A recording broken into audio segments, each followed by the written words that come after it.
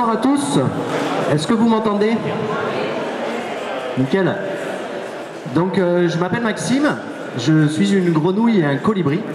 Et au nom de ces deux structures, je tiens à remercier l'espace Darwin de nous accueillir ce soir. Car trouver une salle avec autant de monde, c'était pas si facile sur Bordeaux. Et donc du coup, merci beaucoup d'être venus. Désolé, on n'avait pas prévu autant de monde, donc si vous pouviez vous serrer un peu sur les bancs pour laisser s'asseoir les personnes qui arrivent, ça serait super. Et donc du coup, le déroulé de la soirée, c'est... on va commencer dans quelques minutes la conférence d'Étienne avec un échange après avec la salle. À 21h, on va commencer les ateliers constituants. Donc Étienne va vous expliquer ce que sont les ateliers constituants. À 22h, on a prévu un débriefing et on a prévu de terminer la conférence à 23h. Cet événement a été organisé grâce à l'université d'été du revenu de base. Ensuite, je voulais vous expliquer ce que c'est que ce collectif de la Révolution des Grenouilles. C'est un mélange de colibris, de démocratie réelle et des gentils virus. Donc, si vous voulez plus d'informations, venez vers moi ou allez sur le site Démosphère, gironde.demosphère.eu, qui est un site collaboratif des événements alternatifs de la Gironde. Je vous remercie encore une fois d'être aussi nombreux et je passe la parole à Étienne.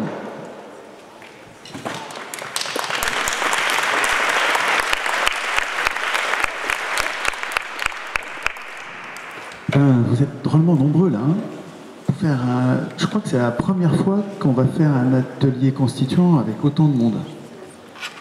C'est bien, hein, putain, c'est vraiment bien. Hein. Alors, je vais tâcher de ne pas parler trop longtemps. Ça, c'est un serment d'ivrogne. J'ai du mal à faire court en général, mais enfin, je vais quand même essayer parce que s'il faut qu'on finisse à 11h, on a 3 heures devant nous. Et d'expérience, ça passe à toute vitesse.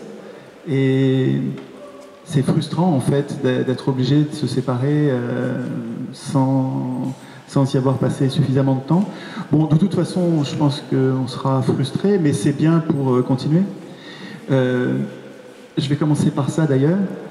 Bon, vous savez que l'idée des virus, des gentils virus, c'est de coller la crève à l'oligarchie, de coller la crève au système de domination qui a organisé depuis 200 ans l'impuissance politique des peuples partout sur Terre, avec cette idée géniale, géniale du point de vue oligarchique, du suffrage universel, c'est-à-dire une procédure qui consiste à élire, donc à choisir, c'est vrai, à choisir des maîtres. Il y a des gens qui vont tout décider à notre place, et nous privant, par définition, stricto sensu, nous privant de la souveraineté, du droit de décider nous-mêmes de nos affaires. Et l'idée des virus, c'est de... Prenant acte du fait qu'on est tout petit, qu'on n'a rien, qu'on a progressivement été déplumé de toute parcelle de puissance, de pouvoir politique, c'est de trouver la faille dans le système oligarchique, trouver l'astuce qui nous permet, malgré le fait qu'on soit chacun d'entre nous atomisé très faible, d'arriver à trouver une astuce qui rend le système de domination fragile. Un peu que, alors, c'était pendant une conférence comme celle-ci où quelqu'un me disait « mais on n'y arrivera jamais, on est trop faible, quoi ». Et je disais, parce qu'en face, ils sont trop forts, ils ont la télé, ils ont la création monétaire, ils ont les banques, ils ont les armes, ils ont le contrôle politique de l'État, donc le monopole de la force, de la coercition. Ils ont le contrôle de la culture, des industries cinématographiques, des manuels d'histoire, tout. Et nous, on a rigoureusement rien. Comment on va faire? Comment on va faire? Et je disais, un monstre, même un tyrannosaure, un énorme monstre, s'il attrape la crève, une tout petit microbe de rien du tout, il attrape la crève, il devient très malade et très faible, voire mort.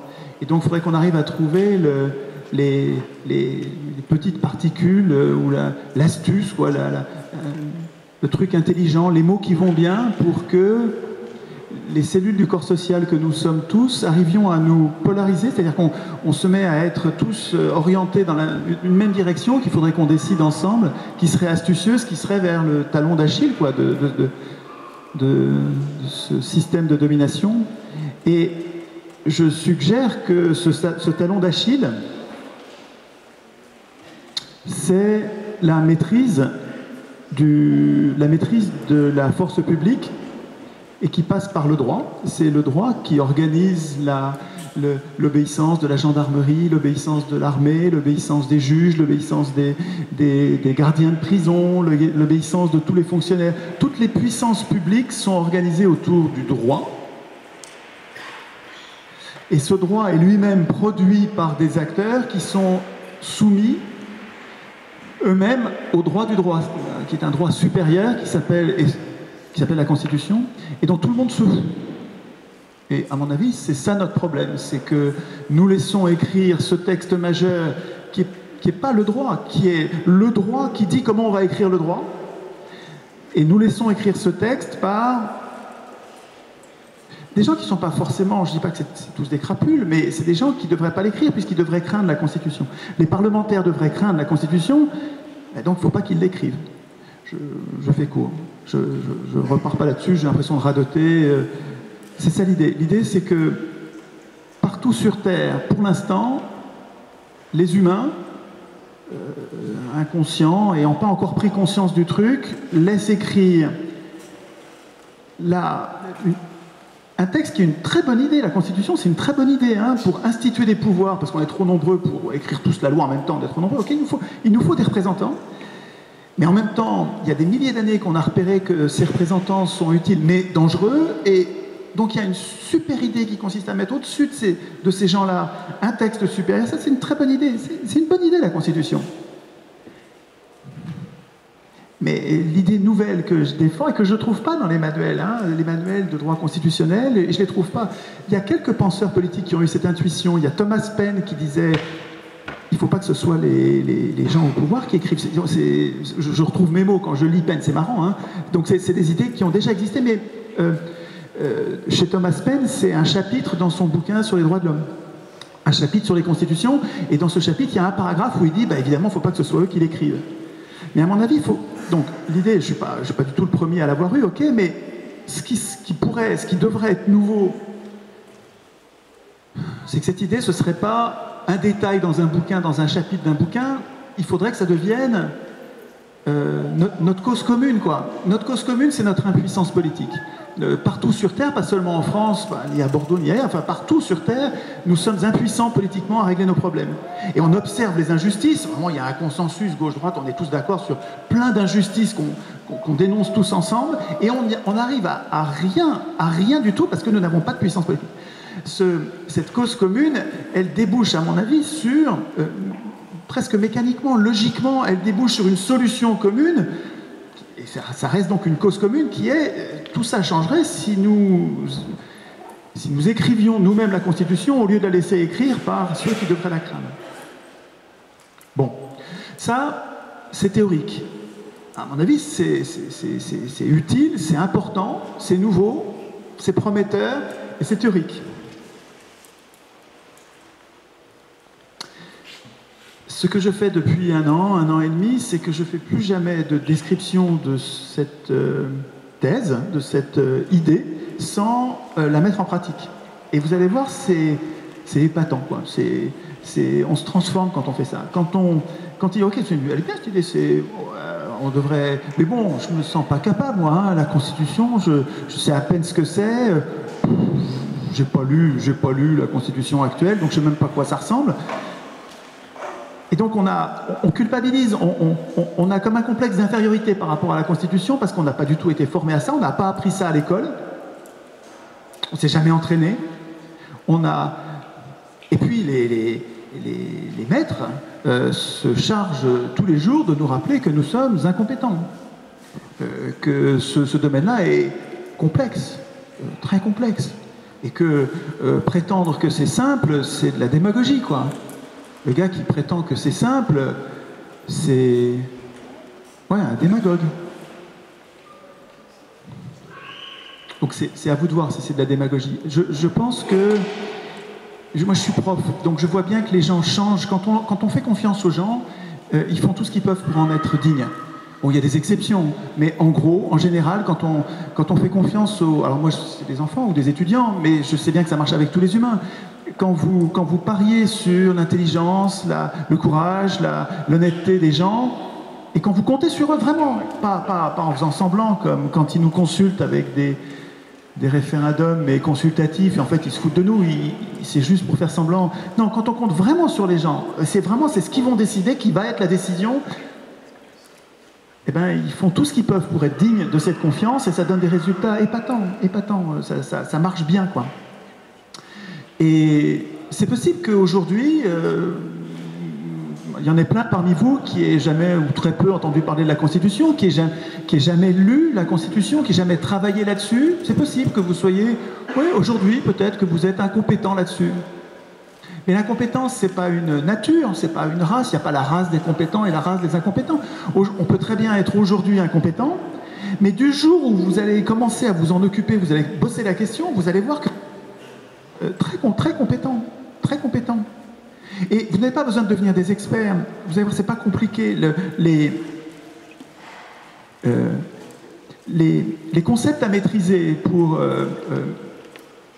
penser et rédiger une constitution digne de ce nom tiennent sur peut-être un peu plus d'une main, mais pas deux mains. Il n'y a pas besoin des doigts de deux mains. Il y en a moins de 10 des concepts. 7 ou 8. La séparation des pouvoirs, la reddition des comptes, l'initiative populaire, les mandats courts, non renouvelables, le tirage au sort le tirage au sort quand on veut se protéger contre les conflits d'intérêts. On fait le tour des concepts assez rapidement. Alors, donc ce soir, je vous propose de faire un atelier, de faire des ateliers constituants. Alors, on est vachement nombreux. Il faut qu'on décide ensemble. C'est complètement libre, hein. Moi, je vous impose rigoureusement rien. Donc, si vous voulez faire des groupes de 2 ou 3, vous pouvez. Si vous voulez faire des groupes de 10, vous pouvez. Vous faites comme vous voulez. Je vous dis simplement ce qui vient des expériences précédentes des ateliers, c'est que si vous êtes 2 ou 3, il va vous manquer des idées peut-être. C'est-à-dire que c'est plus facile d'être bloqué, de ne pas arriver à avancer parce que aucun des 3 n'a l'idée, alors on est un peu bloqué. Et si on est 10, il y en a plein qui ne vont pas arriver à parler, quoi. Il y en a 3, 4, 5 qui ne vont pas arriver à parler. Il suffit qu'il y ait 2 bavards comme moi dans le groupe. Et puis, il y en a qui ne vont pas arriver à en caser une. Et pourtant, ce qui est vraiment bien dans ces ateliers, c'est que tout le monde arrive à parler. Essayez de penser à ça tout à l'heure. Donc ce ne sera plus moi qui parlerai, ça va être vous qui parlez entre vous. Ceux d'entre vous vous savez que vous avez de la facilité pour parler, vous avez de la facilité, vous savez bien que vous faites plutôt débattre. Faites attention à ceux qui sont autour de la table et qui eux, sont discrets et ils n'osent pas parler. Aidez-les en parlant moins. Et aidez-les, parce que c'est vraiment bien que si on est 5 par exemple, les 5 aient participé à la réflexion sur le sujet que vous avez choisi. Et puis, je vais en parler tout de suite parce que sinon j'ai peur d'oublier en partant sur les thèmes que je vous propose et puis les autres que vous pouvez trouver.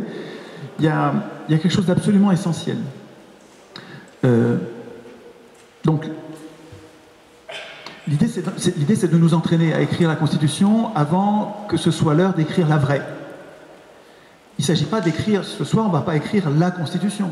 On va être comme un entraînement de foot. C'est pas encore le match, mais on s'entraîne pour être prêt le jour du match. Et je ne peux pas vous dire quand sera le match. Je ne sais pas quelle date il aura lieu, je ne sais pas avec quel prétexte ça va se passer. En Tunisie, c'est un jeune homme qui s'est mis le feu à lui-même, qui a déclenché la colère, l'indignation des Tunisiens, et qui a fait que la marmite a débordé, et ils se sont insurgés, ils ont renversé les pouvoirs.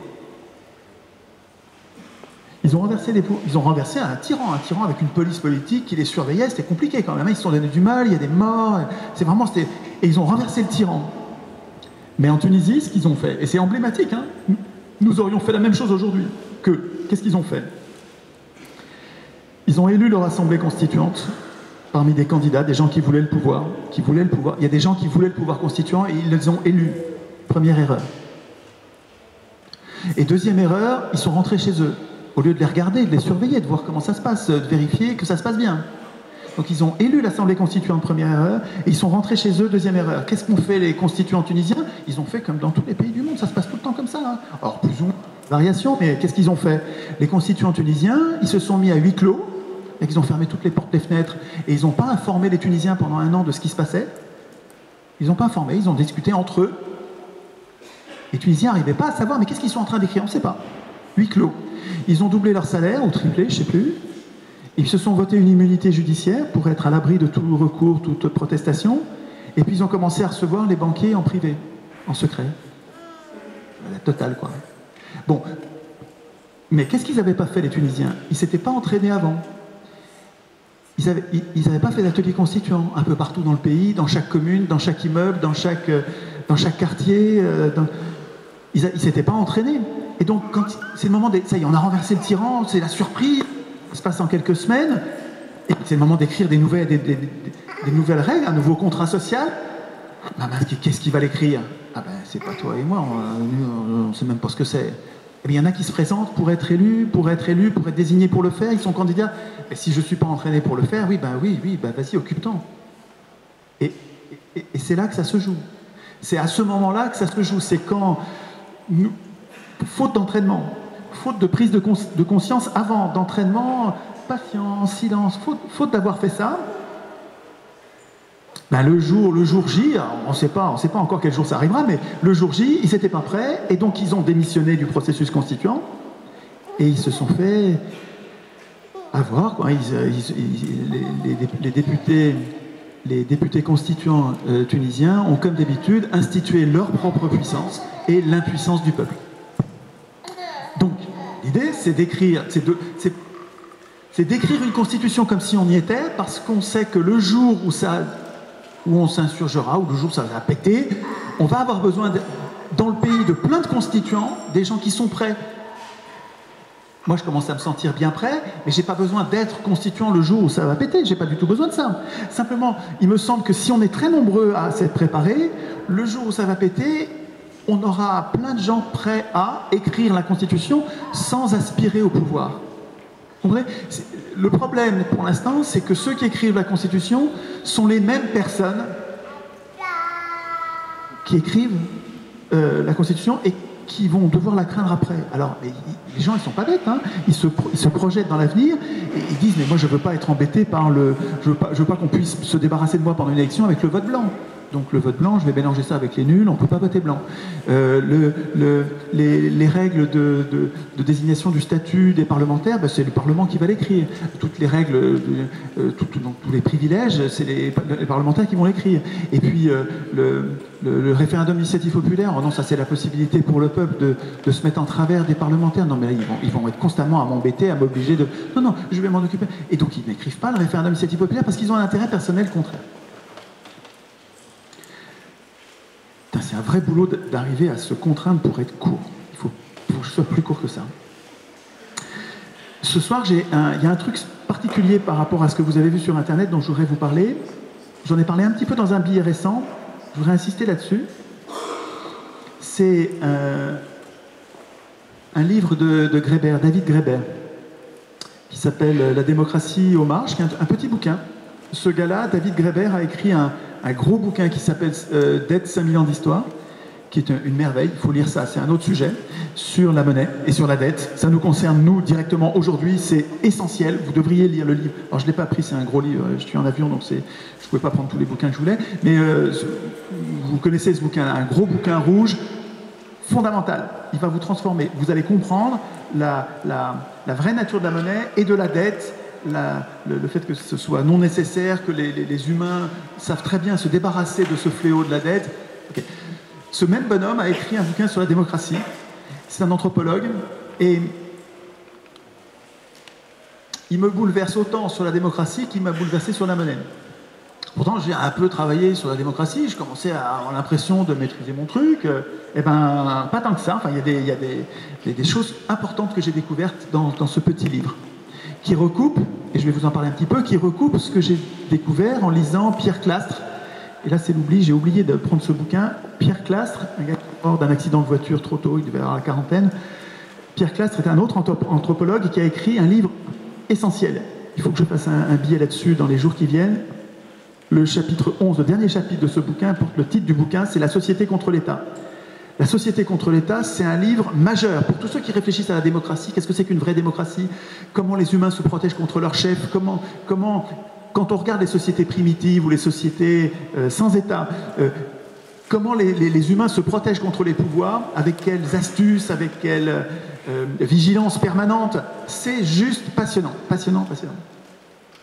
Et donc, Graeber me signale, insiste sur le fait que, pour lui, anthropologue, donc lui, il n'est pas politologue, donc il ne s'occupe pas de politique, c'est pas un prof de sciences politiques, et c'est pas un économiste, c'est pas un prof de sciences économiques, c'est juste un anthropologue. Son regard d'anthropologue, il nous aide à comprendre, sur le plan politique, que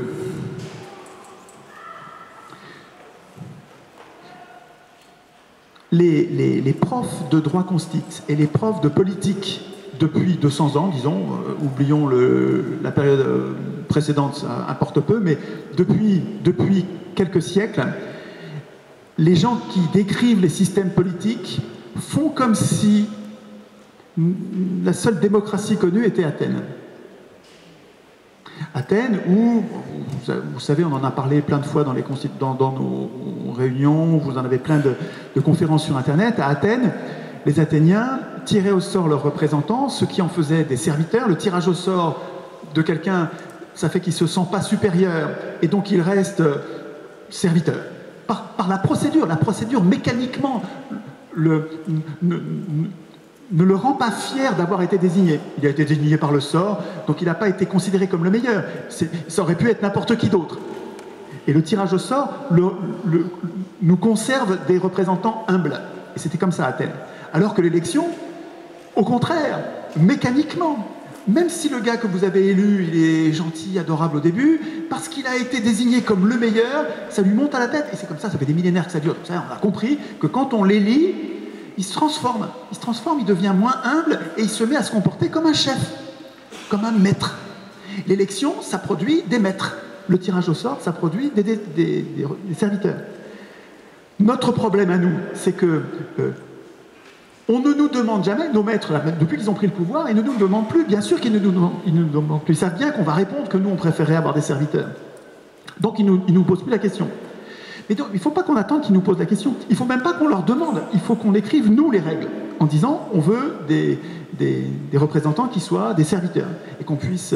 Alors, donc les Athéniens avaient une procédure de tirage au sort pour avoir des représentants qui soient leurs serviteurs. Mais ce n'était pas les tirés au sort qui votaient les lois. Les tirés au sort à Athènes, ils préparaient les lois. Donc un peu comme les commissions parlementaires, les commissions... Mais ce n'est pas ceux qui préparent les lois, ou comme les administrations, ce n'est pas ceux qui préparent les lois qui les votent. Ils nous facilitent la vie, mais à Athènes, ceux qui votaient les lois, c'était les citoyens. Et pourquoi ils pouvaient le faire? Parce qu'ils avaient des représentants qui ne se comportaient pas comme des maîtres. Bon, ça c'était jusqu'à ce que je lise ce bouquin de Graeber et celui de Dupuy-Derry. Remarquable petit bouquin, enfin lui il est plus gros, hein, Dupuy-Derry, remarquable bouquin, Démocratie, histoire d'un mot, en France et aux États-Unis. Ces deux bouquins, et puis Pierre Clastres et quelques autres, nous montrent que il n'y a pas qu'Athènes qui était une démocratie. Il y a d'États, mais ce n'est pas d'États, c'est des centaines, c'est des milliers de sociétés démocratiques qui ont existé dans l'histoire des hommes un peu partout. 90% plus, 95% des sociétés amérindiennes, des Indiens d'Amérique, avant le génocide, avant leur extermination là, par les colons européens. Les Indiens d'Amérique, c'était une fédération de tribus. Donc, de tribus qui étaient extrêmement démocratiques. Ils avaient un chef sans pouvoir. Il faut lire Pierre Clastres. Hein. Ils avaient un chef sans pouvoir. Les tribus avaient des chefs qui étaient prêts pour les moments où il y avait des guerres. Quand il y avait des guerres, quand il y a une guerre, ça rigole pas. Il faut qu'on ait un chef, sinon on va perdre la guerre. Le chef se met à avoir du pouvoir pendant la guerre, mais dès qu'il n'y a plus de guerre, et c'est pareil chez les pirates. Hein. Les pirates, le capitaine, il a du pouvoir pendant l'abordage, mais dès qu'il n'y a plus l'abordage, le chef n'a plus de pouvoir. Et c'est pas théorique, ça. Ce qu'expliquent les anthropologues, c'est que dans l'histoire des hommes, les humains savent très bien se réunir en petits groupes, sans État. Et ils gèrent eux-mêmes leurs affaires de façon démocratique. Tout le monde participe à toutes les lois. Mais on n'a jamais appelé ça, enfin, nos maîtres, les élites, les intellectuels n'ont jamais appelé ça démocratie. C'est ça qu'il faut comprendre, c'est que les sociétés villageoises au Moyen-Âge vivaient comme des démocraties. Ils votaient eux-mêmes leurs lois à main levée. Et les seigneurs intervenaient assez peu, finalement, dans la vie des villageois. Ils intervenaient, ils venaient prendre des impôts, ils venaient prendre des hommes pour faire la guerre, ils les emboucanaient suffisamment, mais les villageois étaient très jaloux de leur pouvoir, sur la maîtrise de leurs normes, la maîtrise de leurs règles, de leurs règles de vie commune. C'est très démocratique, les conditions de vie d'un ancien régime qu'on nous a décrit. Moi, j'ai appris à l'école l'Ancien Régime comme une période noire, d'oppression absolue, pas du tout démocratique, très profondément tyrannique. Et il y avait des aspects tyranniques, hein, effectivement. L'absolutisme, il y avait des côtés affreux. Mais l'absolutisme, c'est un niveau de l'échelle politique, mais au niveau local, il y a plein de démocraties, plein de démocraties. Et donc ça, c'est le Moyen-Âge, dont on parle du Puy-d'Héry, dont on parle un peu Grébert, mais il y a aussi Rédicaire qui nous parle des pirates. Ah, mais les pirates qui étaient des rebelles donc des mutins, des gens qui étaient des marins, c'est pas dominer, c'est pas exploiter, c'est traité comme du bétail, hyper maltraité,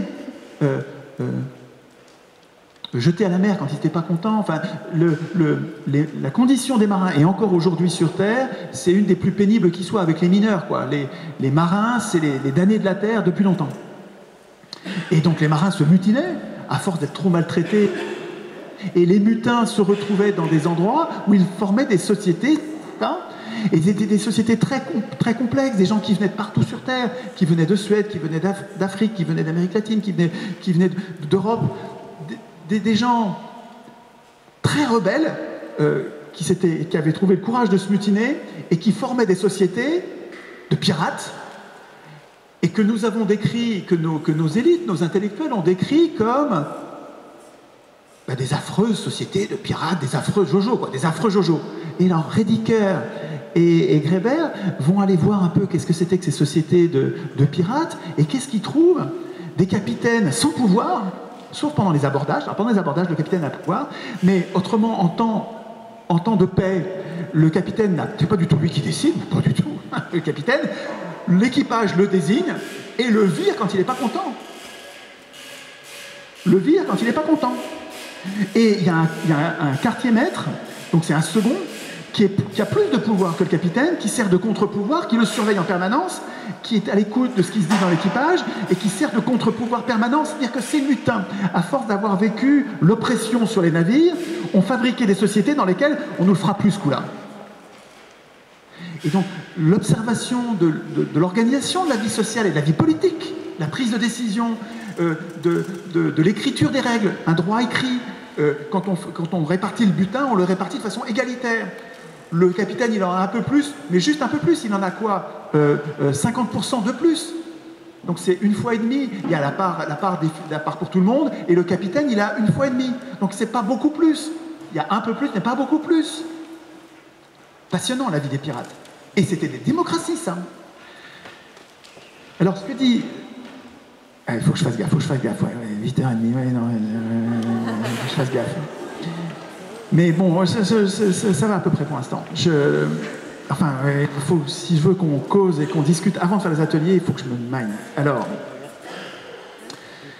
ce que Grébert observe dans ces sociétés, c'est que, et c'est surprenant,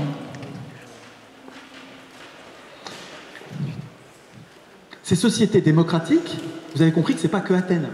C'est toutes les sociétés primitives. Toutes les sociétés primitives. Ils votent pas. Ils votent pas à la majorité de leurs lois. Ils discutent. Ils discutent, c'est la palabre en Afrique, ils discutent, c'est le consensus. Ils cherchent tous l'unanimité.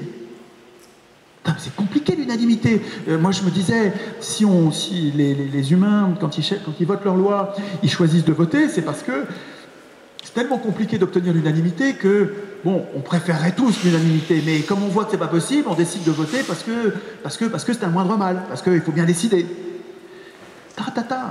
Ce que j'apprends, c'est que la plupart des sociétés humaines préfèrent, allez, ça fait rien, on va passer du temps à chercher le consensus pour que tout le monde ait parlé, ait bien parlé, et vraiment, tout le monde ait été entendu respectueusement, pas seulement formellement, ouais, vas-y, cause, et puis après ça, on va faire autre chose. Non, on t'écoute, et on fait tout ce qu'on peut pour prendre en compte ce que tu as dit, même si ça tiraille, on n'est pas d'accord. Il y a des conflits, hein, il y a plein de conflits, mais on t'écoute respectueusement, et le gars qu'on a écouté c'est super important ça, que ce soit respectueux, hein.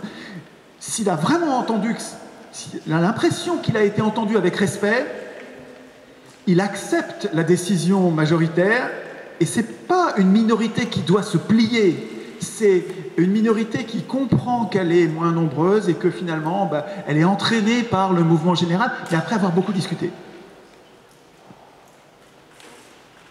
Et pourtant, il y a des sociétés qui ont voté. Donc Athènes, ça votait. Ils votaient, c'était la majorité, et ceux qui étaient majoritaires l'emportaient sur la minorité se taisait. Les riches, Athènes, se taisaient. C'est les pauvres enfin les pauvres, 19%, hein, la plus grande partie des gens, la majorité l'emportait. Et Grébert me signale que les sociétés rares dans lesquelles il y avait du vote, et pas de la recherche de consensus, c'était les sociétés armées. Les sociétés de soldats. Les pirates étaient armés jusqu'aux dents. Armés jusqu'aux dents et hyper entraînés. Et donc, ils votaient. Et Grébert explique, c'est génial ce truc-là, il explique pourquoi ils votent les soldats. Parce qu'ils sont tous armés jusqu'aux dents. Et donc, s'ils ne sont pas d'accord, ils vont se mettre sur la tête, ils vont se mettre sur la gueule. Et s'ils se mettent sur la gueule, ils vont se tuer, quoi. Et puis la minorité va se faire ratatiner, parce qu'ils sont moins nombreux, ils vont se faire ratatiner, ils vont mourir. Bon, alors comme ils sont pas bêtes, plutôt que de mourir, on va voter, et puis ceux qui sont plus nombreux, voilà, ils vont décider, de toute façon on est tous armés jusqu'aux dents, et c'est quand ils sont armés qu'ils votent. Et c'est pour ça qu'à Athènes, comme c'était des soldats, ils votaient. Mais on n'est pas obligé, nous, peut-être, de faire ça. Moi, la lecture de ce bouquin, je vous recommande de lire ce bouquin, de lire le bouquin de Pierre Clastres. La société contre l'État, c'est séminal, ça nous ensemence, ça nous donne plein d'idées d'organisation de la vie politique. C'est un anthropologue majeur, hein, Pierre Clastres. De lire Grébert, de lire Rédicaire sur les pirates, formidable, c'est vachement intéressant, quoi. Ça nous donne des exemples, de vie ensemble, où on se respecte et où on décide ensemble de nos affaires. Et on ne désigne pas des maîtres, jamais, dans aucune de ces sociétés, hein, les sociétés primitives, armées ou pas armées, ils désignent jamais des gens pour voter les lois à leur place, jamais. Il n'y a que l'État qui a décidé ça. Il n'y a que les sociétés avec un État. Et nous, aujourd'hui, ça nous paraît élémentaire. Et moi, je suis toute ma vie, là, depuis 10 ans, je passe mon temps à essayer d'imaginer un État, parce que j'imagine pas, je vois pas comment je vais arriver à bout des plus forts, comment je vais arriver à contrôler, à empêcher de nuire les plus forts, les machos, les costauds, les belliqueux, les méchants. Je ne sais pas comment je vais arriver à les maîtriser sans une force publique. Nous nous réunissons pour former une force publique qui empêche les méchants, qui empêche la loi du plus fort, quoi, qui fait régner la justice. Et donc, moi, l'État, ça me sert à ça dans ma tête. Et alors, j'essaye de trouver, de rendre compatible cette idée d'un État, parce que moi, j'imagine un État que nous contrôlerions. Pour l'instant, on n'a absolument aucun contrôle. Vous et moi, on n'a aucun contrôle de l'État. L'État, c'est une machine qui nous domine, mais qui nous domine complètement, et on n'a aucun moyen de contrôler ce truc-là. Et pourtant, c'est pas une fatalité. Il me semble que si nous écrivions la Constitution, mais ça veut dire qu'il faut qu'on se soit entraîné et qu'on s'entraîne tous les jours un petit peu, quoi. Hein. Et un atelier, ça peut être une personne. Hein. Un peintre, quand il est dans son atelier de peinture, il n'a pas besoin d'être à 10 pour peindre, il peint tout seul. Et vous pouvez très bien, si vous trouvez ça compliqué, vous n'avez pas besoin de faire une assemblée comme ça pour faire un atelier constituant. Un atelier constituant, ça peut se faire tout seul, ou à 2, ou à 3, ou à 4 ou 5, vous faites comme vous voulez, quoi. Hein. Mais trouvez pas comme excuse, c'est compliqué de rassembler 20 personnes, on n'arrive pas à trouver. Ben, si vous ne rassemblez pas 20 personnes, faites-le tout seul. Faites-le à 2, faites-le à 3, invitez votre voisin, invitez votre fils, votre père, votre mère, votre fille, votre cousine, invitez les voisins, les voisines. Les ateliers constituants, l'entraînement qu'on va faire tout à l'heure, il faut absolument que ça continue quand je suis parti. Le problème, c'est qu'il y a un côté star du truc, là, où en fait, quand je viens, vous êtes je sais pas combien, 200. Et puis ensuite, les militants me disent, mais après ça, quand tu n'es plus là, il n'y a plus personne. Et ça, c'est déconnant. Ça, c'est déconnant. C'est-à-dire que si ça dure, ce truc-là, c'est-à-dire si vous ne vous déplacez pour faire un atelier constituant que parce qu'il y a un bonhomme qui vous plaît bien, parce qu'il parle bien, c'est mort, c'est une mauvaise idée, c'est une idée à la con. J'ai eu une idée à la con. Voilà, ça ne marchera pas. Ça marchera que si on déchourdisse complètement l'idée. C'est-à-dire que vous vous débrouillez sans moi, quoi. Et puis vous continuez, vous trouvez l'énergie, mais plusieurs fois par semaine. Oui. Si vous me dites une fois par mois, ça ne suffit pas. Vous n'allez pas vous transformer une fois par mois. Comment vous allez faire pour vous transformer, vous entraîner? Vous imaginez les gars qui jouent au foot, ils s'entraînent une fois par mois, la bonne blague. Ils vont se prendre une pâtée pour le prochain match. Il faut que vous entraîniez un petit peu plus. Mais vous allez voir, c'est vachement agréable. C'est vachement agréable. Quand vous allez voir, quand on écrit nous-mêmes notre puissance politique, en même temps que tu écris sur ton bout de papier, un mauvais bout de papier, tu es tout seul dans ton coin, dans une salle perdue dans un coin du pays, tu es en train d'écrire et tu t'aperçois, que c'est simple, mais c'est que ça d'écrire. Et tu t'aperçois que finalement, si nous écrivions nous-mêmes ces fichues règles, nous aurions la puissance qui nous manque pour faire régner la justice. Que le capitalisme, ce système tellement injuste, c'est un système dans lequel il y a une poignée de privilégiés qui se sont arrogés ce droit incroyable d'écrire la Constitution, qui est le texte qui dit à qui va obéir l'armée, à qui va obéir la police, qui va avoir le monopole des armes et qui va pouvoir imposer sa loi à tous les autres. Mais c'est pas bon, c'est 200 ans de mauvaises expériences, mais c'est pas une fatalité. C'est pas parce que ça s'est mal passé pendant les 200 dernières années que nous sommes condamnés à ce que ça dure. Ça peut changer, mais juste il faut vous transformer. Vous n'allez pas avoir fait la politique toute votre vie, tout le temps. Mais le peu de politique que nous devrions faire, c'est l'activité constituante. Nous devrions, même si on n'a pas envie de faire de politique, moi j'ai pas envie de faire la politique tout le temps, toute ma vie, j'ai bien d'autres choses à faire, comme tout le monde. Mais il y a un petit peu de politique qu'on doit faire, c'est l'activité constituante. Il n'y a pas de citoyen autre que constituant. Un vrai citoyen, ça doit être constituant. À mon avis, les pirates, ils écrivent eux-mêmes leurs règles, quoi. Hein. Les pirates, ils écrivent eux-mêmes leurs règles. Les sociétés, les petites sociétés, les micro-sociétés qui ont vécu la démocratie, ils s'en occupaient eux-mêmes. Et ça faisait des très grandes sociétés. Hein. Les Amérindiens, c'était des tribus qui étaient 10 ou 15 ou 20 ou des petits nombres, mais ils étaient en fédération. Hein. Parce qu'après ça, il faut se fédérer. Alors, j'arrête avec cette intro. Maintenant, de quoi on va parler dans les ateliers? Vous pouvez parler des sujets que vous voulez. Il n'y a pas, on ne vous impose rien, hein. On fait ce qu'on veut, on est libre. Simplement, c'est un truc qui marche bien, c'est quand on décide de 1, 2, 3, 4 sujets qui sont communs, quoi, de façon à ce que ensuite, quand on va faire 1 heure d'atelier et 1 heure de mise en commun. Quand on va mettre en commun, si on a des sujets, si on entend parler de sujets sur lesquels on a déjà réfléchi, ben ça rentre mieux, quoi. On comprend mieux ce dont il est question, et donc ça suscite des questions, et c'est vivant. Sur ce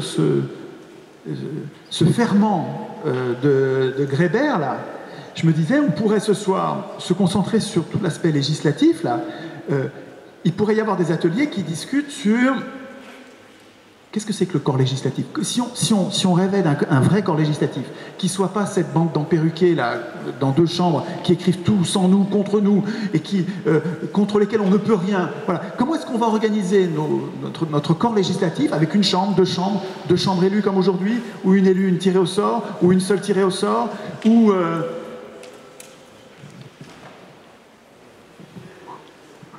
même pas de chambre législative, ça me vient en même temps que je vous en parle là, mais c'est peut-être une couillonnade, hein, mais ou même pas de corps législatif au niveau de la fédération, et c'est seulement au niveau des communes, et c'est pas des représentants, c'est les villageois dans chaque commune qui écrivent les lois.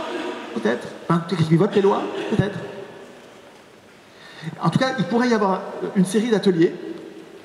On est trop nombreux pour qu'il y ait un seul atelier là-dessus, mais ça peut être 3, 4, 5, 6 ateliers qui se concentrent sur le corps législatif. Deuxième atelier, ça pourrait être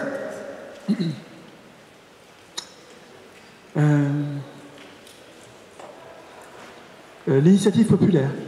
Comment est-ce qu'on garde le contrôle? Comment est-ce que, quel que soit le reste du système des institutions, comment on fait pour que aucun chef ne puisse s'affranchir de tout contrôle?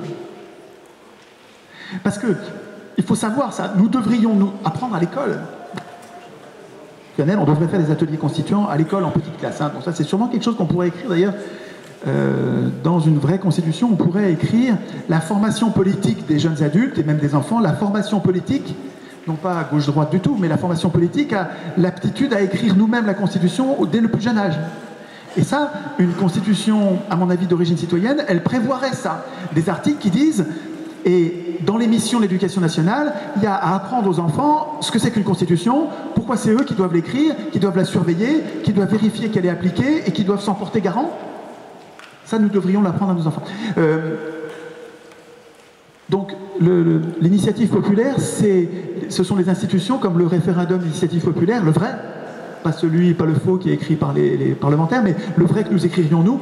Je ne développe pas, j'en ai parlé déjà beaucoup, mais ça peut être un atelier sur lequel, vous allez voir, c'est très excitant, c'est très stimulant d'écrire les règles qui font qu'à tout moment, un citoyen peut interpeller les autres. Tout le peuple, les 60 millions de Français, là, il peut les interpeller en disant « Hey, et qu'est-ce que vous pensez de cette idée-là » Et la population lui répond « Non, c'est une mauvaise idée. » Ou « Oui, c'est une bonne idée. » Et ça devient une loi. Si nous disons « Oui », ça devient une loi. Ça devient une règle que nous avons acceptée ensemble. Donc ça se réfléchit ensemble. Il y a une série de détails. Je ne développe pas sur l'affaire d'initiative populaire. J'avais deux autres sujets, je ne me tiens pas à l'esprit, je vais regarder mes notes, une seconde. Tac.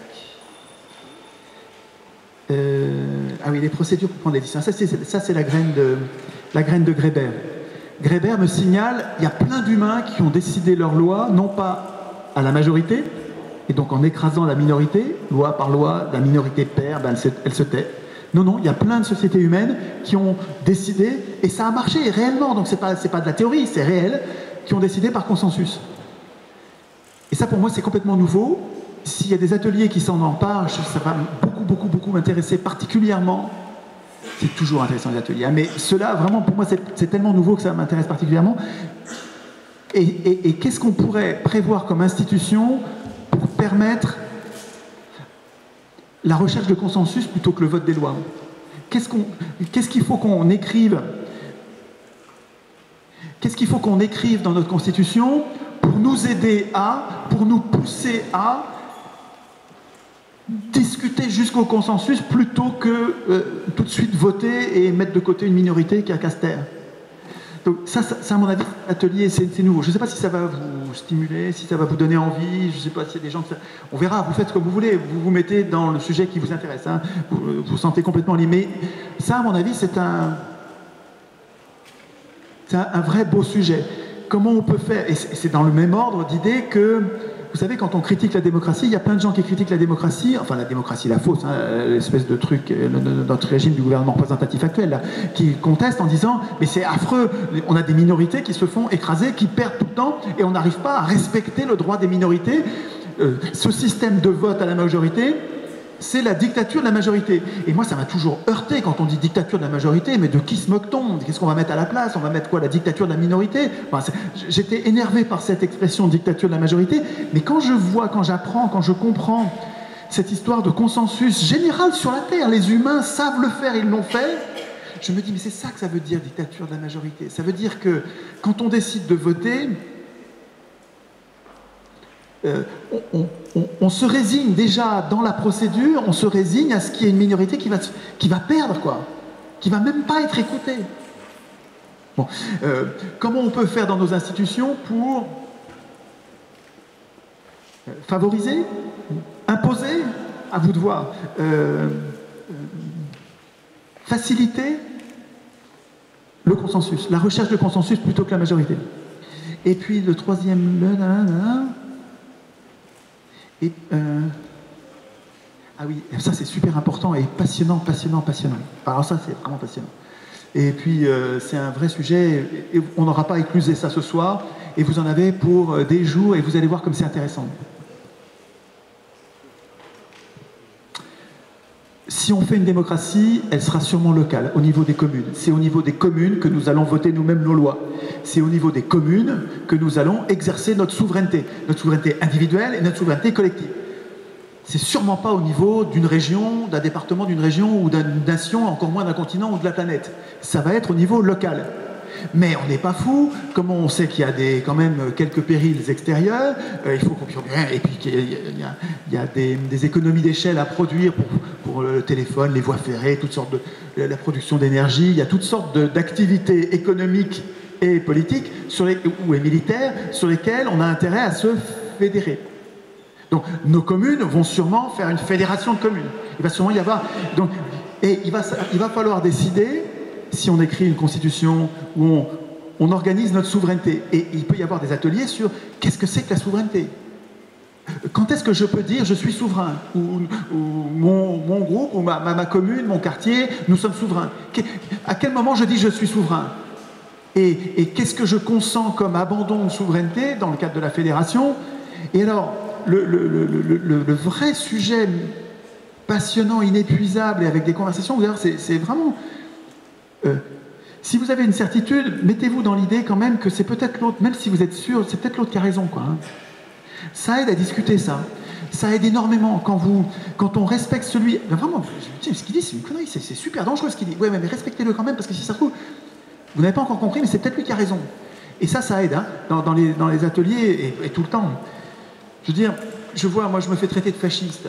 C'est complètement déconnant, évidemment. Mais je veux dire, quand on traite quelqu'un de fasciste ou d'extrême droite ou de salaud, de royaliste ou de tyran, on fait comme si c'était plus un humain, là. On fait comme si c'était une race inférieure de quelqu'un qui est tellement dangereux qu'il ne faut pas lui parler. Ça, c'est déconnant. Il faut lui parler, je crois. Hein. Voilà. Et c'est parce que je dis ça que je suis accusé d'être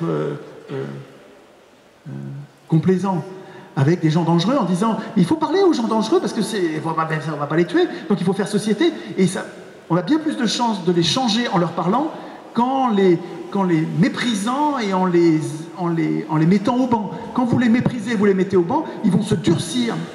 Et on va avoir une vraie guerre civile avec de la violence, mais parce qu'on a mis de côté la politique. La politique, c'est discuter avec les gens avec qui on n'a pas envie de discuter. Discuter avec les gens avec qui on est d'accord, c'est pas de la politique, ça, hein, c'est autre chose.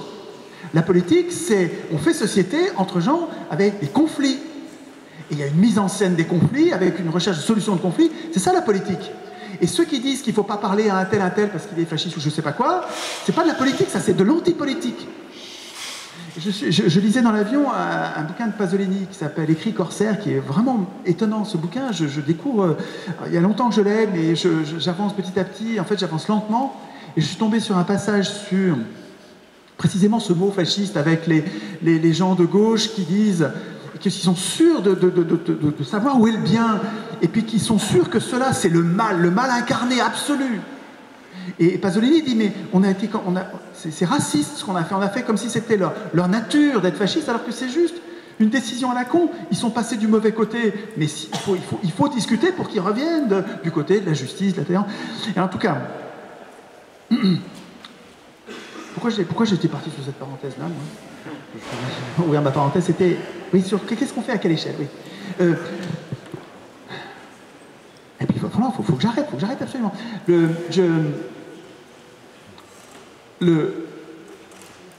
Le sujet majeur dont je vous parlais, c'est qui décide quoi. Quels sont les sujets que vous allez donner à la commune? Quelles sont les lois que nous allons pouvoir voter au niveau local? Et qu'est-ce qu'il faut absolument mettre au niveau national, peut-être régional, vous verrez si vous faites plus de niveaux, raisonner une première soirée, raisonner sur local, national, mais qu'est-ce que, par exemple, les programmes de l'école, Programme de l'école, est-ce qu'on les décide au niveau national ou au niveau local?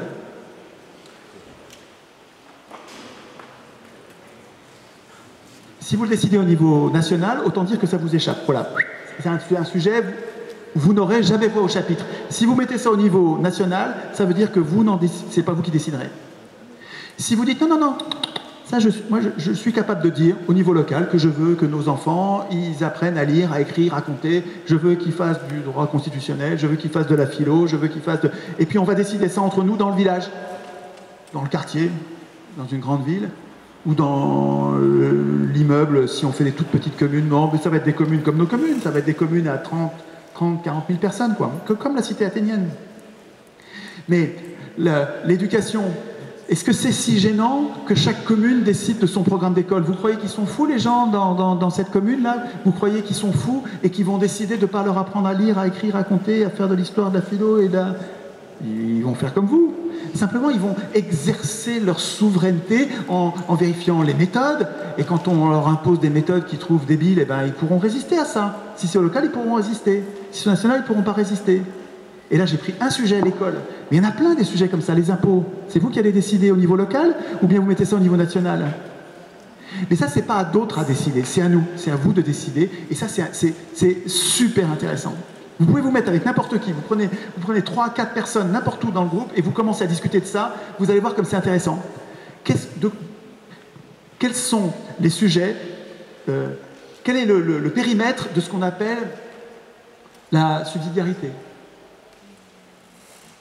La subsidiarité, c'est le souverain qui dit voilà les sujets sur lesquels je tiens à être souverain. Et puis voilà les sujets sur lesquels je consens à laisser décider par d'autres. Mais sous mon contrôle, hein, je vais regarder ce qu'ils font quand même. Mais je ne vais pas décider ça au niveau local. Bon voilà, je m'arrête. L'idée, c'est, avant qu'on passe aux ateliers, c'est qu'on s'organise. Et puis peut-être qu'il y a une phase de questions-réponses. C'est pas bien, Chouard, t'as parlé 55 minutes, 50 minutes, c'est pas bien. Ah, c'est déconnant, je suis trop bavard. La prochaine fois, vous voyez que je parle du tout. Voilà. Vous savez le truc, vous l'avez regardé sur le net, vous l'avez vu, je radote. C'est tout le temps la même chose. Non, par contre, il y a sûrement des questions.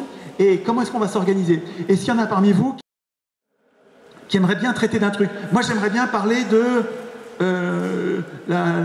les institutions de recherche du consensus, parce que je ne vois pas bien comment, mais il faudrait qu'on se mette à 5, 6, 10 et qu'on trouve des idées là-dessus.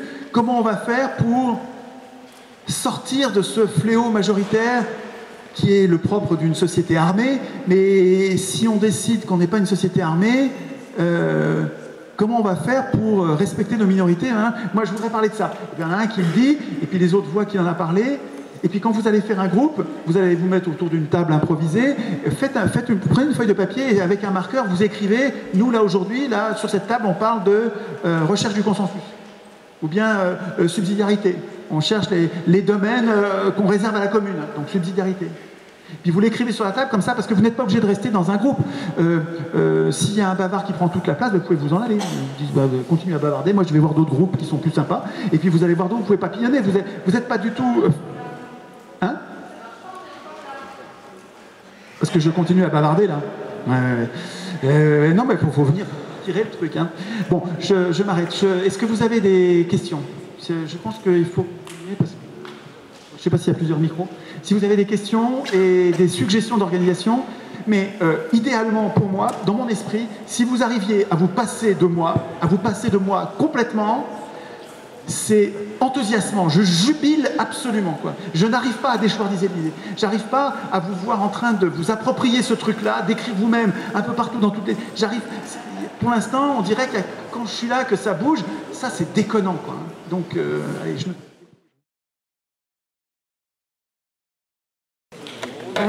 merci. Et puis oui, moi j'ai super envie de parler de l'histoire du consensus.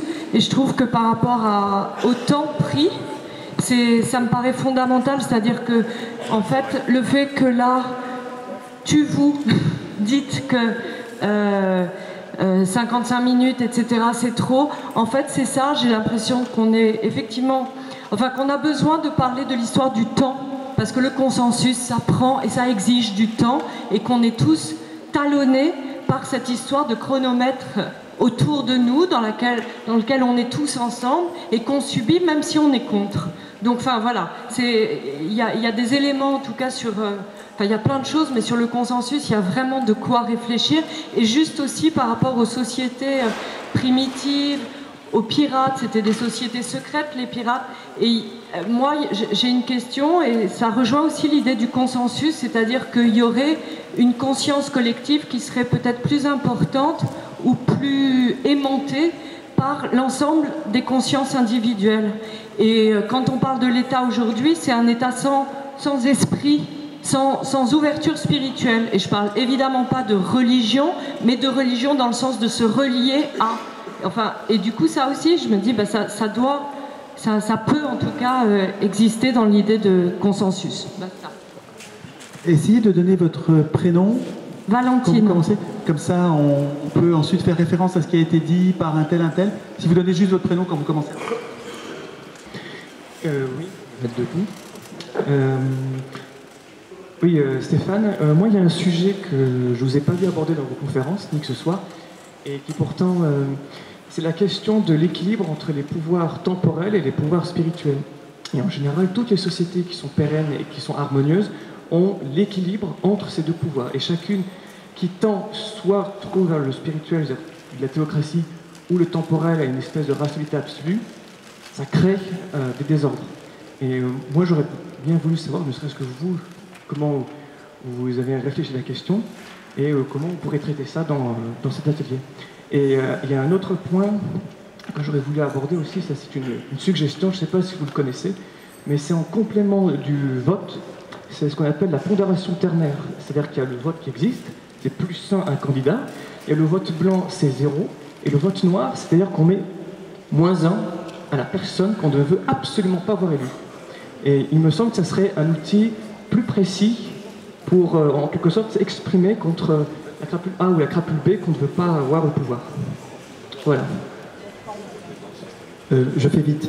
Sur l'équilibre entre pouvoir temporel et spirituel, je fais mon excuse, je suis totalement incompétent, je n'ai pas d'avis là-dessus, je suis incapable de répondre. Voilà, je ne sais pas, j'ai pas réfléchi à la question, je ne sais pas, débrouillez-vous avec le sujet, et ce que vous allez en sortir m'intéresse, mais je peux pas vous donner de piste. Sur le complément, le vote à points, si vous décidez de discuter du camp législatif et du mode de scrutin, effectivement, le vote à points, c'est-à-dire qu'au lieu de donner à chaque citoyen la possibilité de donner toute sa voix unique et 100% de sa voix à une personne, vous lui donnez 12 points positifs et 12 points négatifs, ou 6 positifs et 6 négatifs. Et comme ça lui permet de dire, je donne 3 points à celui-là ou 4 points à celui-là que j'aime vraiment bien, mais celui-là je l'aime bien aussi, donc je vais lui donner quand même 2 points. Et par contre celui-là j'en ai très peur, je lui mets moins 6. Et ça permet de nuancer son point de vue, ça permet de ne pas être manichéen, tout blanc, tout noir, et de dire je l'aime lui et tous les autres je les aime pas, ça permet de doser. Et donc ça, il ne tient qu'à nous de prévoir un vote à points, qui s'appelle aussi le vote de valeur. Simplement, il faut savoir que le dépouillement de ce genre de vote est beaucoup plus long, et compliqué, et nécessite des machines. Et s'il y a des machines, il y a un risque de truande considérable. Et donc la sécurisation du dépouillement fait partie des problèmes de ce type de scrutin. Vous avez une solution facile sur le dépouillement sans...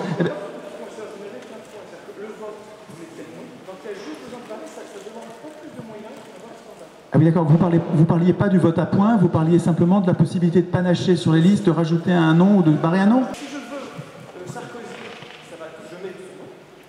Si je ne veux personne, j'en mets aucun dans la zéro. Et si je ne veux absolument pas Hollande, je barre son nom dans le bulletin, ce qui fait qu'il y aura un crédit en moins. Non, il n'y a que le candidat qu'on ne veut pas. C'est un vote à points, mais pas avec 12 points, mais avec un point positif, un point négatif. D'accord. Non mais cette réflexion-là, ne l'approfondissons pas en plénière parce que c'est technique, mais ce sera intéressant s'il y a un atelier qui en discute et qui nous, parce qu'il va y avoir 1 heure d'atelier et ensuite 1 heure de mise en commun. De mise en commun où chaque groupe nous décrit ses bonnes idées, ses difficultés, et ce moment-là est absolument passionnant. Parce que ce qui est frustrant dans les ateliers, c'est qu'on n'entend pas ce qui se dit dans les autres ateliers.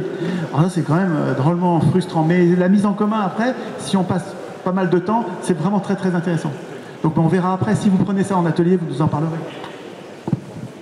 Juste une dernière question, enfin juste une question que je me pose à moi-même et du coup je partage avec vous. Sur le fait que là ce soir on est venu parce qu'il y avait été un choix, on s'est un petit peu documenté, ou on le connaissait déjà. À l'échelle nationale, créer ces petits groupes ou dans mon quartier ou ne serait-ce que dans mon immeuble, je ne suis pas sûre que mes voisins ils aient les mêmes opinions que moi ou du moins qu'on partage les mêmes valeurs. Si avec le micro, vous ne m'entendez pas, là, ça ne va pas aller parce que je ne parle pas hyper fort. Donc, je veux dire que ce soir, on peut probablement arriver à un super consensus, mais ça me paraît vraiment, vraiment hyper difficile vu toutes les opinions divergentes que chacun on peut avoir. Et notamment, alors après, il n'y a pas que des opinions politiques qui nous font voter pour une personne politique. Il peut y avoir d'autres opinions, notamment tout à l'heure, quelqu'un parlait de spiritualité, mais on peut parler de religion, on peut parler... je rentre dans un mauvais champ parce que je reste sur la spiritualité, mais il y a divers champs d'activité qui peuvent nous pousser à élire une personne, à choisir une personne. Et dans un groupe, en fait, moi, si aujourd'hui, dans un groupe, je ne me sens pas à ma place, je sais qu'aujourd'hui, selon le droit qui m'est acquis et que je tiens à préserver, je peux quitter ce groupe, et même si mon opinion n'est pas prise en compte, en fait. Vous voyez, tout à l'heure, vous parliez des minorités qu'on peut écouter et sans forcément induire à notre projet. On les a simplement écoutées. Mais je pense que les minorités, quand elles ont envie de se faire entendre, elles se font entendre, peu importe, même aujourd'hui, dans notre soi-disant démocratie. Donc dans le système que vous proposez, moi j'adore, hein, la participation, je n'aime que ça. Je n'aime que discuter et aller vers. Mais par contre, je n'arrive pas à entendre intellectuellement, j'ai peut-être des déficits, comment à 60 millions on va pouvoir... il y a déjà des manifs, il y a déjà des écrits, il y a déjà des actes de poser, des partis politiques qui se sont, des partis politiques apolitiques, qui se sont créés pour justement arriver à un consensus et apporter de nouvelles propositions, mais jamais aujourd'hui notre système ne l'entend. Parce qu'en plus, excusez-moi, mais je veux juste me dire une chose, est-ce que la France est gouvernée par la France? Aujourd'hui, je me pose une autre question. Vous voyez, et moi, l'enraillement, là, je ne le perçois pas dans vos dires. J'y ai cru en venant, mais en vous écoutant parler, je ne le perçois pas. Mais par contre, j'adore que si ce soir, il y a plein d'ateliers de constituants. C'est quoi votre prénom? Nathalie. Nathalie, est-ce que vous pourriez faire un atelier sur... Vous parliez des valeurs. Vous disiez, je ne suis pas sûr que mes voisins partagent les mêmes valeurs que moi. Je comprends ça. Très probablement pas totalement. Nos sociétés humaines sont toutes et toujours traversées de conflits. Des conflits avec des... mais est-ce que nous serions capables... Et un atelier pourrait commencer cette réflexion de dire quelles sont ces valeurs sur lesquelles on serait, j'allais dire intransigeant, mais il faudrait être intransigeant sur presque rien, je crois. Enfin, je sais pas, je me rends... À mon avis, quand je commence à être intransigeant sur quelque chose, je suis en train de devenir un tyran. Donc, il faut peut-être faire attention au mot intransigeant. Mais disons, est-ce qu'il y a quelles sont les valeurs sur lesquelles on va être ferme? On ne va pas être intransigeant, mais vraiment solide. Et puis, quelles sont les valeurs sur lesquelles on peut admettre peut-être des compromis? Est-ce qu'on est d'accord sur l'idée que c'est un sujet essentiel, ça, pour tout le monde, mais même à l'école, quoi, hein? Je voulais aller à l'essentiel. C'est quoi votre prénom? Marie-Ange. Marie-Ange. Je voulais aller à l'essentiel et rapidement, en soulignant que... Il faut parler tout près du micro, devant le micro, comme ça. Ah oui, je voulais revenir à la base. En fait, les personnes sont élues, ne sont pas élues, sont tirées au sort. Donc il n'y a pas à aimer, à ne pas aimer, à barrer ou à pas barrer. Ils sont tirés au sort, point. Et puis voilà. Et donc ils veulent, ok, ils sont d'accord pour faire ça ou ça. Et puis s'ils ne veulent pas, ils sont bons. Et d'autres sont tirés au sort. Il n'y a pas de problème, il n'y a pas d'état d'âme.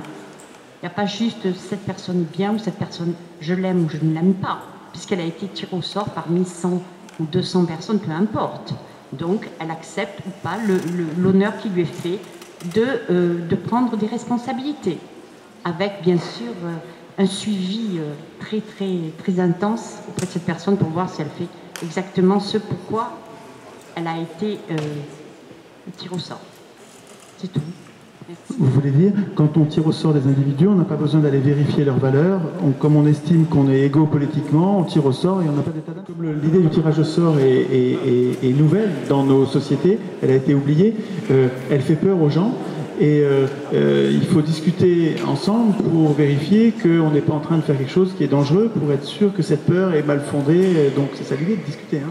Bonjour, moi je m'appelle Paulina, je fais partie de l'Université populaire de Bordeaux. Où on essaye en tous les cas de faire de l'éducation populaire politique.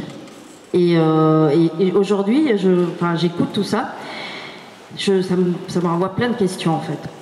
Mais la première que je voulais vous poser tout d'abord, parce que moi-même je suis immigrée, je voulais savoir si dans votre système et dans les solutions que vous proposez vous, puisqu'il me semble quand même qu'il y a une différence entre électeur et citoyen, que j'ai toujours porté en moi, puisque je n'ai pas le droit d'élire quiconque, ça ne m'a jamais empêché d'être citoyenne. Je pense que si plein de gens étaient privés de ce putain de soi-disant droit de vote, peut-être qu'effectivement, ils auraient peut-être plus envie d'agir au quotidien, comme vous dites, dans leur quartier, dans leur boulot, là où ils vivent, quoi. Là où on respire, là où on rencontre des gens, et là où on peut faire de la politique. On ne nous l'a jamais empêché, en fait. Ce qui empêche, en fait, c'est le fait de voter, dans ma conception. Et aussi, la réflexion que je me fais, c'est que on organise des chaires où on fait venir des profs de fac, nous, entre autres, on fait d'autres trucs. Et effectivement, il y a plein de gens qui viennent écouter, comme vous aujourd'hui, les gens qui viennent vous écouter. Je pense qu'aujourd'hui, on est vraiment dans une période en France où il y a des gens qui sont avec qui vous avez discuté aussi et qui, pareil, haranguent des foules, les gens ont besoin de comprendre, d'agir, d'écouter sans doute aussi, mais à un moment, il faut passer peut-être à l'action. Donc c'est pour ça que je suis venue, moi, pour voir la méthodologie un peu que vous venez partager avec nous, là, de comment on se constitue en petit groupe, parce que nous, on le fait à l'Université populaire de Bordeaux, on le fait tout le temps.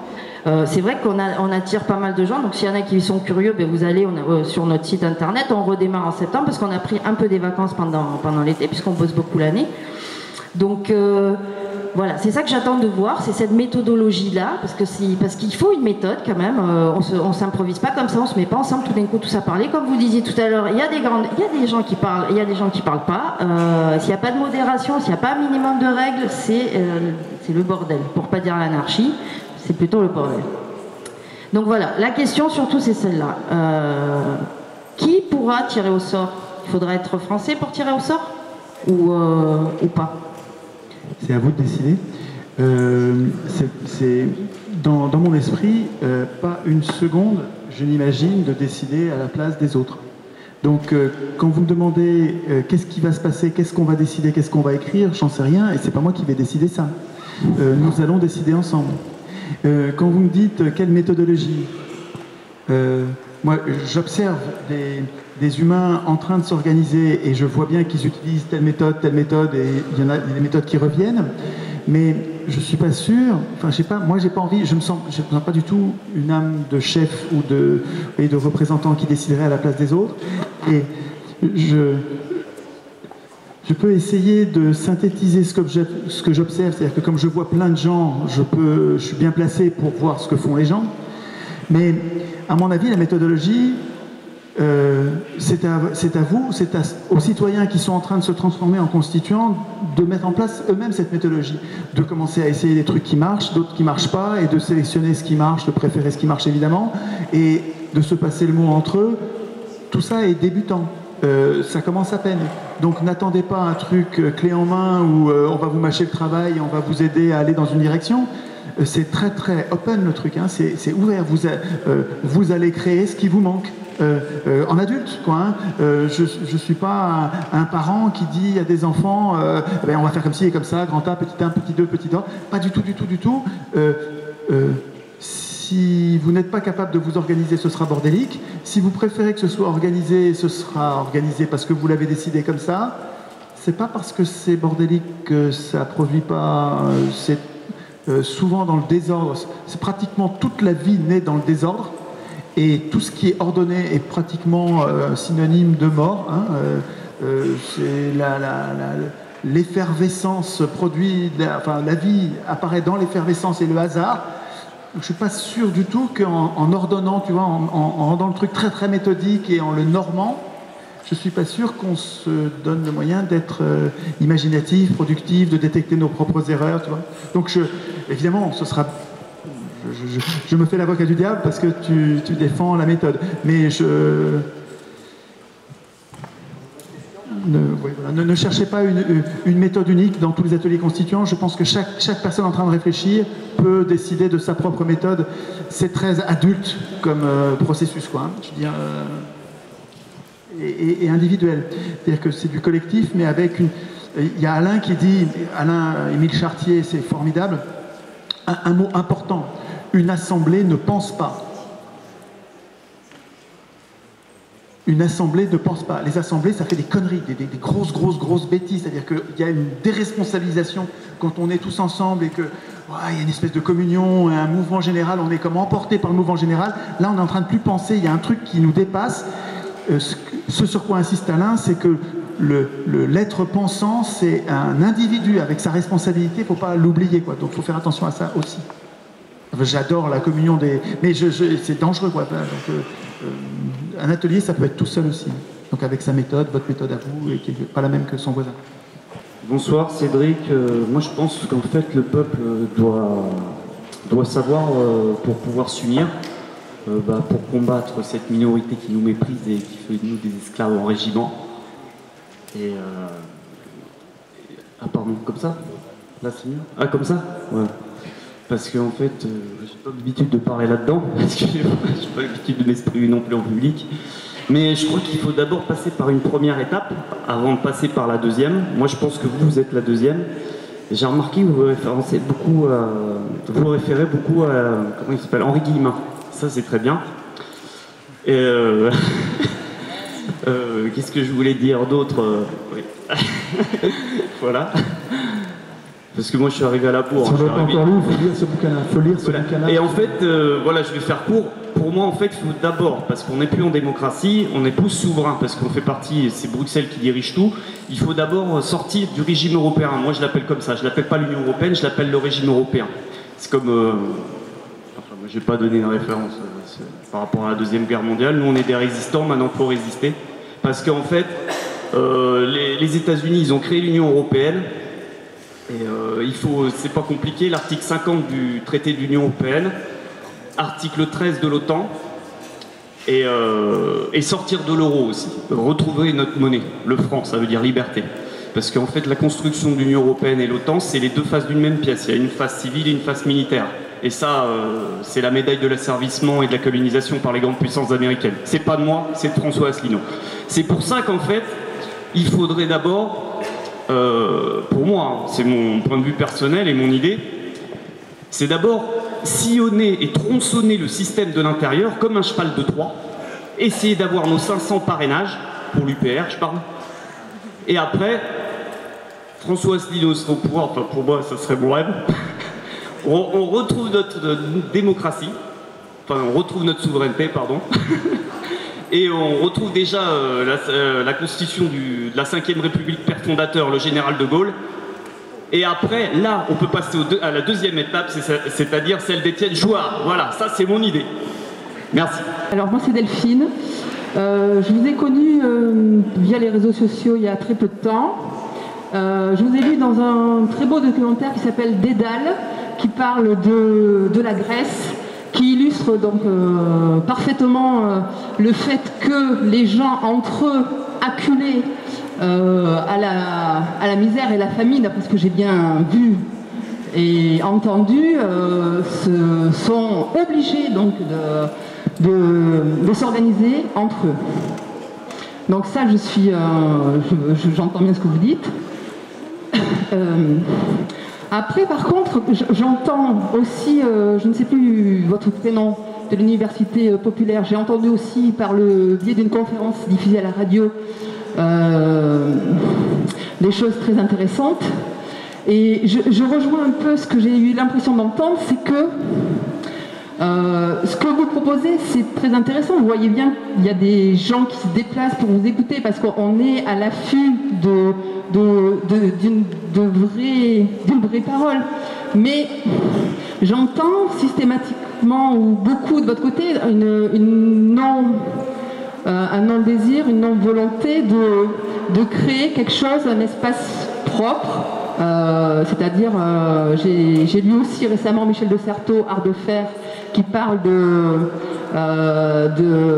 l'espace propre et des petits qui sont réduits à la tactique dans les espaces propres. Et je pense qu'en fait, vos idées, pour être peut-être plus diffusées, mériteraient quand même un suivi moins aléatoire que ce genre de manifestation qui est très intéressante mais ponctuelle et qu'on comprend un peu voilà, comme par hasard.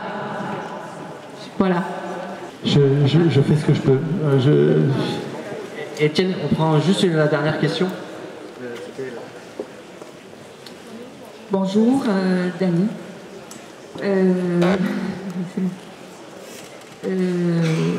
J'ai entendu tout ce qui vient de se dire. Je me dis qu'il y a effectivement il faut changer, il faut conduire ce changement. Ce ne sera pas le plus simple.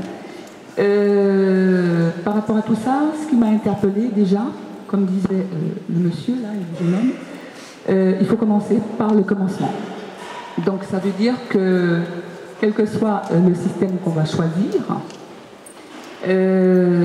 il faudra procéder à un travail de déconstruction, puis un travail de reconstruction. Là, je parle des mentalités, parce que bon, les valeurs de chacun, les références de chacun, le spirituel de chacun, etc.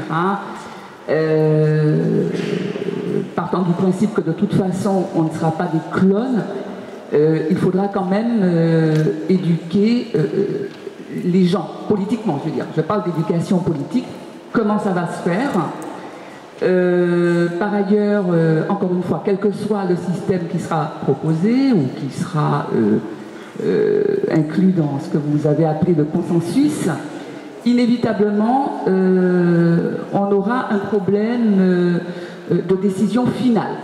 Il ne faut pas qu'on rentre dans l'utopie qui consisterait à croire que tout le monde va prendre part à la décision.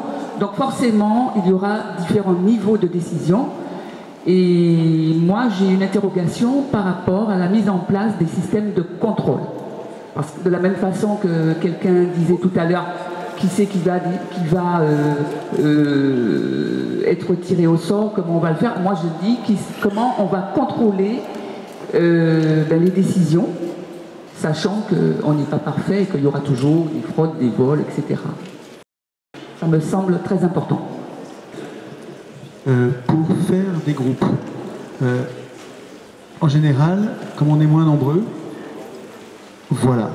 Là, en général, quand on est moins nombreux, ça se passe comme ça. Il y a une personne, il y a des personnes qui fabriquent une espèce de petit panneau sur une feuille A4 et qui écrivent le sujet dont ils voudraient parler. Là, il y a un panneau qui écrit groupe consensus. Donc, je ne sais pas comment la personne s'appelle, peu importe, parce que quand vous voyez le panneau groupe consensus, peut-être qu'il faudrait qu'on ait du scotch pour le mettre sur une partie verticale qui puisse se voir quand vous allez chercher un atelier dont le thème vous intéresse. Il faudrait que vous puissiez avoir des panneaux comme ça. Donc il faudrait que ceux qui ont une idée, qui disent bon, moi je vais m'occuper de ça, fassent un panneau et l'affichent. Et puis ensuite les autres s'agrègent sur ces groupes ou forment des sous-groupes à proximité. Je vous laisse vous débrouiller.